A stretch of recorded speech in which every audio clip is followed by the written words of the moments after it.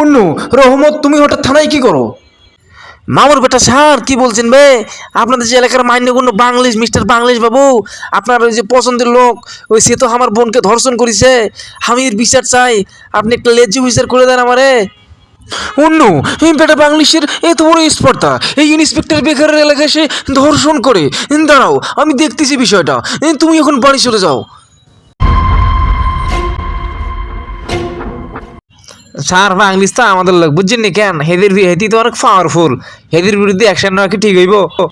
এই বেটা ফিল্টার, এই তোর মতো কিছু অপদার্থ ইন্সপেক্টরের জন্য আজকে অপরাধীরা ঘুরে বেড়াচ্ছে। এই বেটা, এই বাংলিশ মিস্টার বাংলিশ সে আমাদের পরিচিত হোক বা সে যতই পাওয়ারফুল হোক, সে অপরাধ করেছে। সে ধর্ষণের মতো একটা জঘন্য অপরাধ করেছে। এই আইনের চোখে সে অপরাধী, তার কঠিন বিচার হওয়া উচিত। এই শোনো ফিল্টার, এই এখানে যদি আমার ছেলে হতো বা আমার ভাই হতো, তারপর আমি তাদের বিরুদ্ধে কঠিন অ্যাকশন নিতাম। শোনো, এই চলো আমরা এখন এই মিস্টার বাংলিশকে ধরে ফেলবো। তাকে ধরতেই হবে, তাকে কঠিন বিচারের আওতায় আনতে হবে।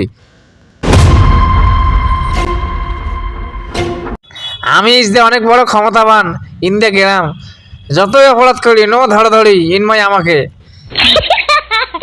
আরে ওটাকে ইন্সপেক্টর বেকার সাহেব যে আমার দিকে আস্তে আস্তে তেড়ে মেরে এই সর্বনাশ করে দিল, পালাতে হবে। এইবারে ইন্সপেক্টর বেকার আজকে কি নাকি ঘটনা ঘটাবে। এই বটে বাংলিশ, দাঁড়াও, জিও না। এই বন্দুকের কসম লাগে, দাঁড়াও। এই পিস্তলের কসম, আমার বউয়ের কসম। এই বেটা বাংলিশ, তুই কি ভেবেছিস তুই আমার পরিচিত ক্ষমতাবান এই জন্য তুই পার পেয়ে যাবি? এই সারা জীবন আবার জেলে পচে মরবি।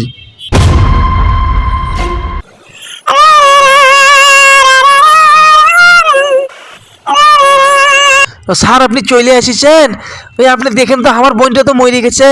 ওই আপনি যে ধরে নিয়ে গেছেন ওই মিস্টার বাংলিশকে, সে তো আমার বোনকে ধর্ষণ করে জেলে যাওয়ার পর সে তো ক্ষমতা খাটায়, তার পাওয়ার দেখায়, টেকা টুকা নিয়ে সে তো জেল থেকে বার হয়ে আসছে। এসে আমার বোনকে হুমকি দামকি দিচ্ছে। আমার বোন তো মান ইজ্জতের আশায়, মান ইজ্জত বাঁচানোর লাগে আমার বোন তো আত্মহত্যা করে মরে গেছে। এটা কোনো কথা হলো? আমি আমার বোনের ধর্ষণের বিচার পাইলাম না, এই সমাজে আমি ধর্ষণের বিচার পাইলাম না। এ আল্লাহ, তুমি বিচার করে অপরাধীর কেউ কি নাই আমার বোনের বিচার করবে?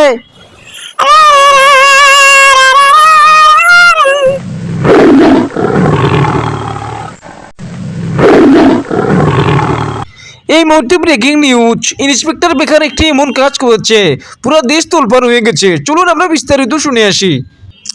আমার পিছনে আপনারা দেখতে পাচ্ছেন ইন্সপেক্টর বেকার এবং তার সামনে একটি লাশ দেখতে পাচ্ছেন। লাশটি হচ্ছে মিস্টার বাংলিশ বাবুর। এই বাংলিশ বাবু অনেক খারাপ একটা মানুষ ছিল। সে ধর্ষণ মামলায় কিছুদিন আগে জেলে গিয়েছিল, কিন্তু জেলে গিয়ে লাভ কি হলো? সে পাওয়ার খাটিয়ে, টাকা পয়সা দিয়ে, সে ক্ষমতা খাটিয়ে সে জেল থেকে বের হয়ে এলো। এই ধর্ষণের কোনো বিচার হলো না। কিন্তু ইন্সপেক্টর বেকার তো এটা মানবে না। ইন্সপেক্টর বেকার সে ধর্ষকের বিচারের জন্য সে আইনের মার পাচ্ছে পরে ইন্সপেক্টর বেকার হেরে গেলেও ইন্সপেক্টর বেকারের একটা ইমানদারি আছে। সেই ইন্সপেক্টর বেকার সেই মিস্টার বাংলিশ বাবুকে এনকাউন্টারে মেরে দিয়ে তার লাশকে আগুনে পুড়িয়ে দিচ্ছে।